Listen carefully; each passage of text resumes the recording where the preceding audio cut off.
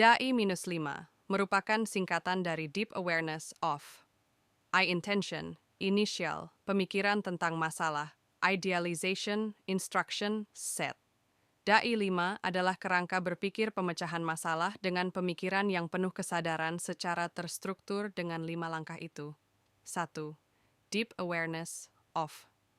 Sebuah pondasi langkah dasar yang melibatkan rasa untuk selalu mengingat Tuhan Sang Pencipta terus-menerus. Langkah ini menekankan kesadaran penuh terhadap jiwa kita dan diri kita untuk menyatukan jalan perbuatan dengan tujuan akhir untuk mengetahui dan mengenali Tuhan. Ini adalah kesadaran jiwa yang berfungsi sebagai inti dari segalanya. 2. Intention, tujuan untuk memutuskan yang mendorong sebuah proses, merupakan niat dari hati yang bertindak sebagai perangkat utama, yang bersama niat untuk seluruh kerangka berpikir. Niat memastikan bahwa setiap pemecahan masalah sejalan dengan kehendak Tuhan. 3. Initial thinking, tentang permasalahan. Langkah ini mencakup analisis dan pemahaman tentang permasalahannya, memastikan pemahaman mendalam tentang sifat dan akar permasalahannya. 4. Idealization. Pada langkah ini, asumsi dibuat untuk memudahkan, menyederhanakan, dan memodelkan masalah sejalan dengan memastikan asumsi realistis dan sejalan dengan tujuan yang telah dibuat pada bagian niat. Instruction set. Bagian ini di dalamnya termasuk langkah-langkah, metode, dan prosedur pemecahan masalah dengan niat kesadaran penuh secara terus-menerus yang memandu tindakan pada seluruh eksekusi. Kerangka berpikir ini menekankan keselarasan dengan tujuan yang lebih tinggi dan memadukan kesadaran teknis dan spiritual. Kerangka berpikir ini berbeda dari kerangka berpikir tradisional karena fokusnya pada niat dan inti kesadaran jiwa, I Deep Awareness, OF, I-1. Kesadaran akan tujuan.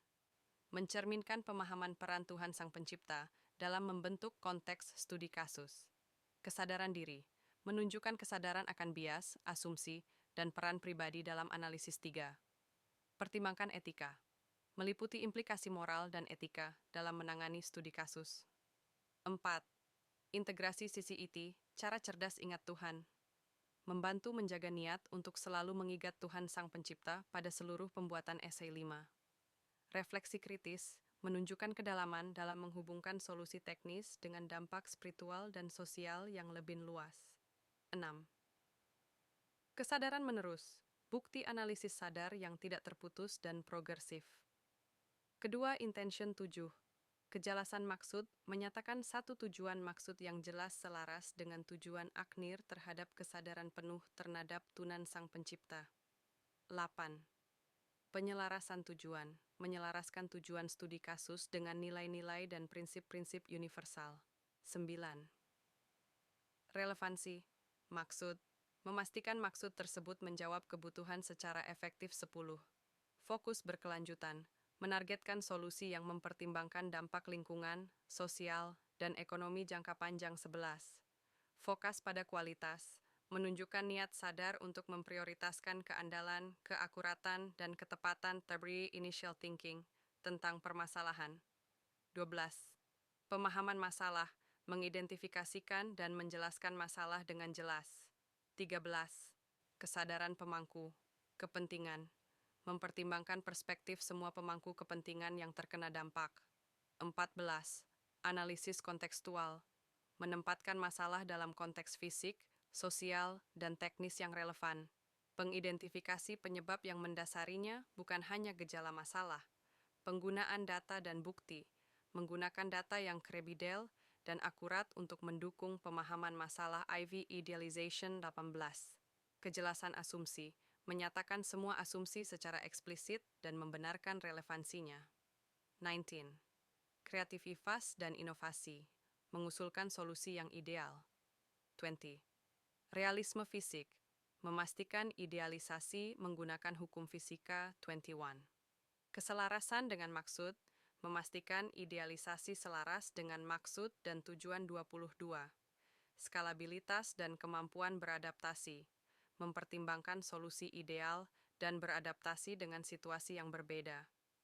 Kesederhanaan dan elegan, mengusulkan solusi yang efisien, sederhana, dan sambil memecahkan masalah V instruksi 24. Kejelasan langkah, menguraikan setiap langkah proses solusi dengan jelas and logis 25. Kelengkapan, mencakup semua aspek logis 26. Interpretasi fisik, menjelaskan makna fisik dari semua hasil desain. 27. Meminimalisir kesalahan, termasuk prosedur untuk mengurangi kesalahan. 28. Verifikasi dan validasi, menyediakan metode untuk memvalidasi solusi. 29. Pendekatan iteratif, menyempurnakan solusi jika diperlukan. 30. Integrasi berkelanjutan, mempertimbangkan praktik berkelanjutan. 31. Efektivitas komunikasi, instruksi dengan cara yang dapat dipahami orang lain. 32. Penyelarasan kerangka DAL 5, menjaga keselarasan langkah DAI 533. Kualitas dokumentasi, dokumentasi lengkap, jelas, dan profesional. Jawab 1. Tugas ini saya membuat merancang sistem pneumatic air locker pada diferensial. Tugas ini saya buat dengan kesadaran penuh akan kehendak dan kuasa Sang Pencipta Tuhan yang Maha Esa. Karenanya saya diberi rezeki ide untuk merancang sistem ini. 2. Membuat tugas merancang sistem pneumatic differential locker ini dengan kesadaran penuh akan pemberian ide dan asumsi berkat kehendak Tuhan yang Maha Esa, bahwa sistem harus memiliki efisiensi yang baik, tahan lama, dan dengan harga yang terjangkau. 3. Pada sistem ini, saya dengan penuh kesadaran bahwa sistem ini harus baik untuk lingkungan, dengan membuat sistem yang hemat energi. Dengan kehendak Tuhan yang Maha Esa, bahwa saya harus membuat sistem ini juga harus bermanfaat untuk diri saya sendiri dan juga orang yang ingin menggunakan sistem ini.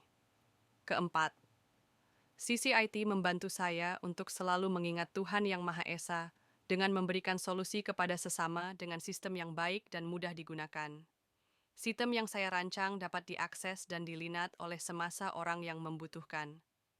Memberikan kemudahan atas kehendak Sang Pencipta Tuhan yang Maha Esa kepada semua orang yang membutuhkan manfaat dari desain perancangan saya. Dengan kesadaran penuh saya merancang sistem ini agar dapat diimplementasikan oleh segala orang dari segala kalangan. 6. Merancang sistem dengan selalu mengingat dengan sadar akan kehendak Tuhan yang Maha Esa dan bantuannya dalam identifikasi masalah, intensi, analisis asumsi, dan langkah-langkah hingga sistem ini rampung dapat digunakan oleh masyarakat luas. 7. Merancang sistem pneumatik untuk locker differential yang dapat digunakan oleh banyak orang dengan mudah dan kesadaran penuh atas pertolongan Tuhan. 8. Proyek ini memiliki tujuan untuk dapat bermanfaat bagi banyak orang dengan kesadaran penuh akan bantuan Tuhan yang Maha Esa, dengan sistem yang mudah diimplementasikan, memiliki efisiensi yang baik, dan dapat diandalkan di segala medan. 9. Sistem ini dibuat dengan niat untuk memberikan sistem pneumatik pada differential locker yang dapat digunakan dalam segala medan dan reliable. Saya merancang sistem ini dengan memperhatikan efisiensi, sistem yang baik untuk lingkungan dengan memastikannya dalam desain perhitungannya. 11. Saya merancang sistem ini dengan memastikan sistem yang saya rancang tepat, akurat, dan andal. Sistem pneumatik yang saya buat memiliki permasalahan pada sistem yang kurang reliable dan biaya yang cukup tidak terjangkau. 13. Kebutuhan pengguna dalam menggunakan sistem ini di medan-medan yang berbeda. 14. Memiliki masalah fisik yang kurang simpel dan sulit untuk diimplementasikan.